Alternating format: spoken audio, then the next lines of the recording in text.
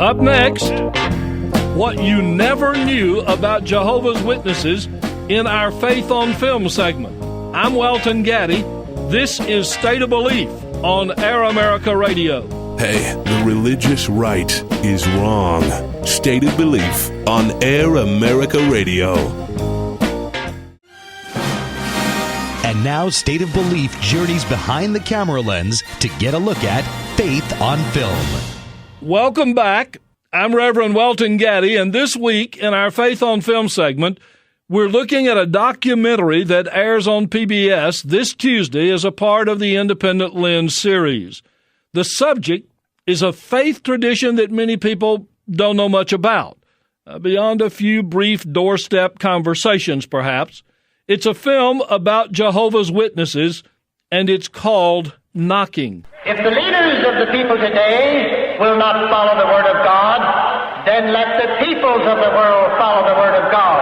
And it's your responsibility as Jehovah's Witnesses to tell the people about this kingdom. Joel Engardio was raised as Jehovah's Witness, but never joined the religion. His family ties to the faith made it a perfect subject for him to examine, hoping to answer some questions about a group that's still virtually unknown to most Americans. Joel is a journalist and former producer at ABC News. He's also a media consultant for the ACLU, and he is the producer and director of Knocking. He joins us now from San Francisco, California. Joel Engardio, welcome to State of Belief. Thank you. Great to be here. Now, as someone who grew up with this religion, how do you personally explain what a Jehovah's Witness is? Well, they're greatly misunderstood because Jehovah's Witnesses knock on your door with a message that they want to tell you about God's kingdom that's going to come and fix all the world's problems. Jehovah's Witnesses will say that they're Christian, they believe in Jesus, but they have a little twist on some of their beliefs. For instance, they don't want to go to heaven as an afterlife. They actually want to live here on the earth in a global paradise. So there's definitely a little twist to what Christians are typically taught. And all of this, if I understand them right, all of this is going to happen pretty quickly, right? They used to put a timeline on it saying that it would happen within the lifespan of people who were alive to witness World War I. But they changed that back in 1995, so now they just say that this is coming soon, this meaning Armageddon, meaning the cleansing of the earth of all the evil and political and economic systems that oppress people. And does God create the perfect realm on earth, or do they create it? The Jehovah's Witnesses create it? This is an interesting question because this goes to the reason why Jehovah's Witnesses are apolitical. So they may have certain religious beliefs, they're moral and social conservatives, but they stay out of politics. And the reason for that is they say that only God can fix things. They don't go and protest abortion clinics, which they disagree with. They won't bankroll a campaign against gay marriage, which they disagree with. They keep those beliefs, as a choice for people who want to be Jehovah's Witnesses.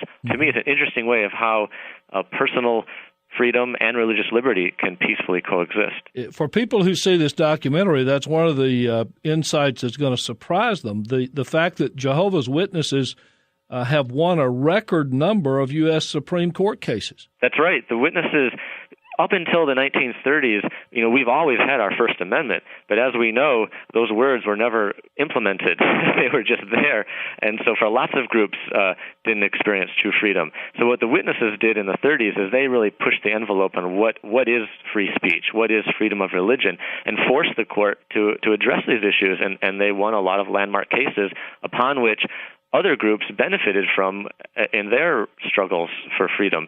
And that all happened, 60 years ago, but what you see today in emerging democracies, Jehovah's Witnesses, again, are doing the same thing in other parts of the world where they've never had freedom before.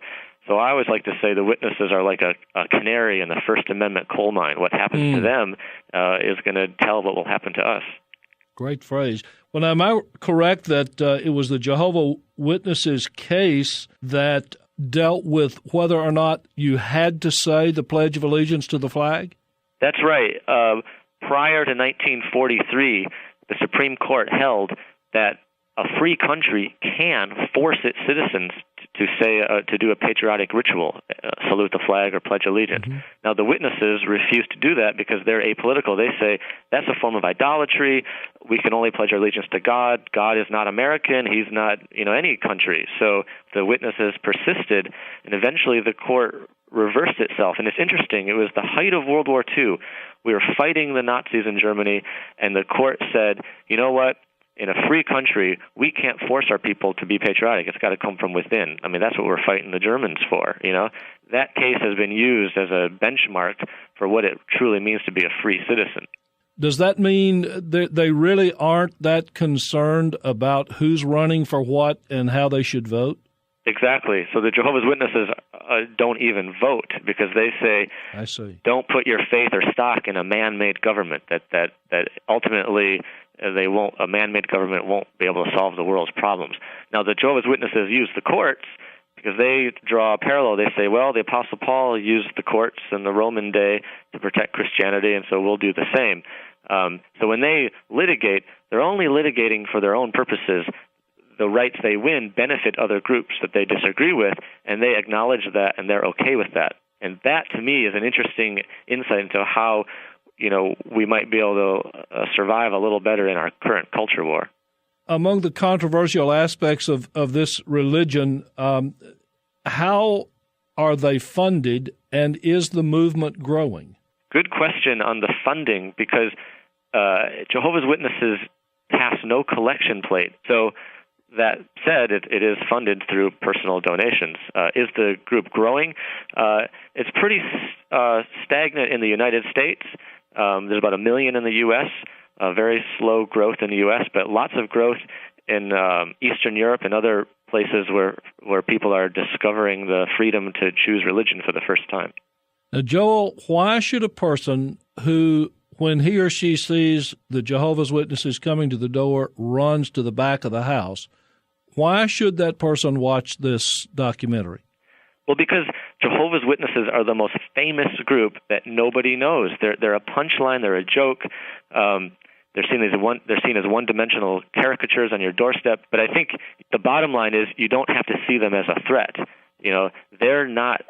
I mean, if you're a gay man or if you're a woman who seeks the right to choose, your reproductive freedom, the witnesses may not agree with you, but they're not a threat. They're only speaking a message on your doorstep. But they have fought for the right for all of us to speak a message on any doorstep.